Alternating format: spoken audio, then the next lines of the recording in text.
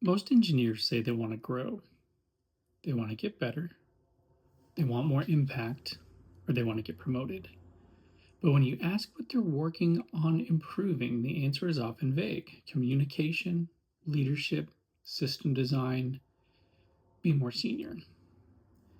Ambiguous goals produce ambiguous progress, and that's where growth stalls.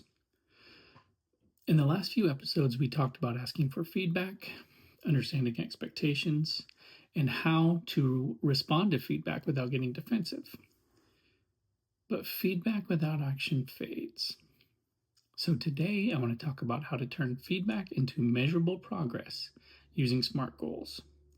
Not in a corporate training way, in a practical engineering way. Here's what often happens. You get some feedback like you need to communicate more clearly, or you should think more strategically. And you write it down and you nod and you agree, but nothing changes. Not because you don't care, but because the goals never became specific. You cannot improve what you haven't defined. So we use SMART goals: specific, measurable, achievable, relevant, and time bound. Most of us have heard this before. The difference is applying it to behavior and not titles. You don't control promotion, you control behavior. Let's say you receive feedback that your communication lacks clarity. A vague goal would be, I want to improve my communication. That sounds nice, but it's not actionable. A SMART goal would be, over the next 6 weeks, in every sprint demo I lead, I will summarize trade-offs and risks at the end of my presentation, and I will ask my manager for feedback on clarity after at least 2 of those demos. Now, look what changed. Specific behavior, summarize trade-offs and risks. Measurable, every demo, feedback from at least 2. Time-bound, 6 weeks. Relevant, tied directly to my clarity feedback. That's a growth experiment, not a wish. Another common piece of feedback: you need to strengthen your system design skills. Again, vague goals fail here. What does it even mean? Here's a stronger version. Over the next quarter, I will proactively draft one design proposal for an upcoming feature, request written feedback from at least one senior or staff engineer, and document the trade-offs I considered. Now we have specific action: draft a design proposal, measurable, 1 per quarter, and getting the written feedback. Relevant, aligns with senior level expectations. You're practicing behavior of senior engineers, not waiting for the title. Let's say you're aiming towards senior level and you receive feedback about impact beyond your own tickets. A vague goal might be more impactful. That's not helpful. A SMART goal might be, for the next 8 weeks, I will mentor one junior engineer during code reviews by leaving at least 2 explanatory comments per review. I will ask them if the feedback was clear and useful. This is specific.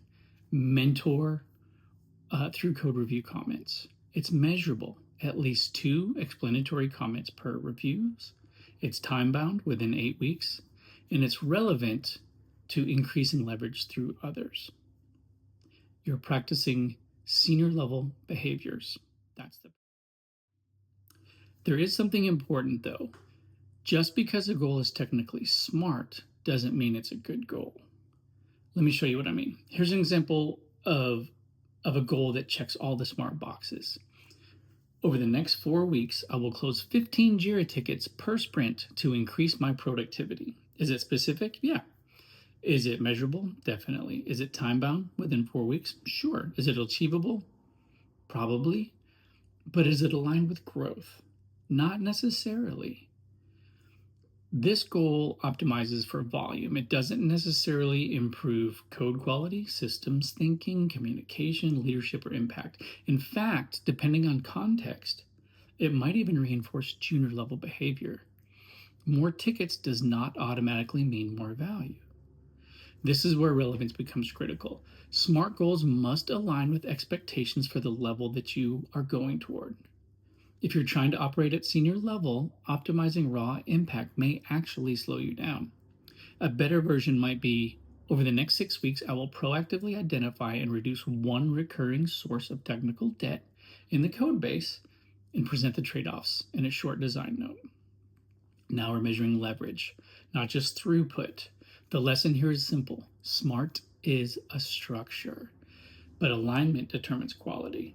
You don't just want measurable activity, you want measurable progress towards the next level.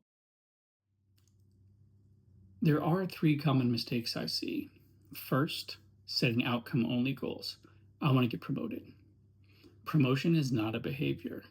Second, setting goals tied to identity instead of action. I want to be more strategic.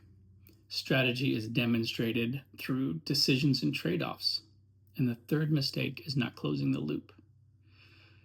If you don't measure and revisit your goal, it will quietly disappear. SMART goals make accountability without drama. They make growth visible.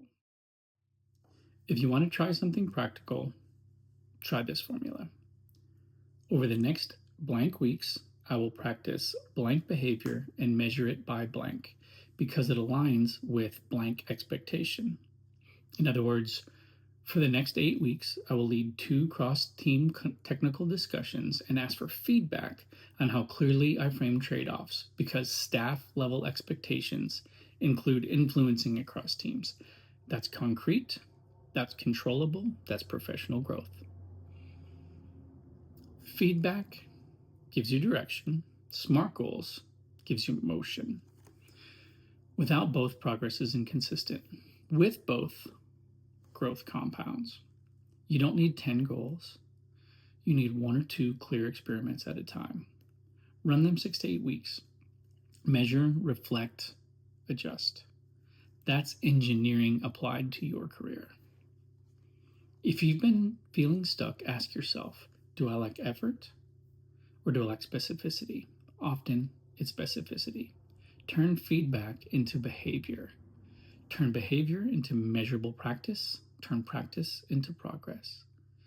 If this was helpful, consider liking the video and subscribing for more practical insights on career growth in software engineering.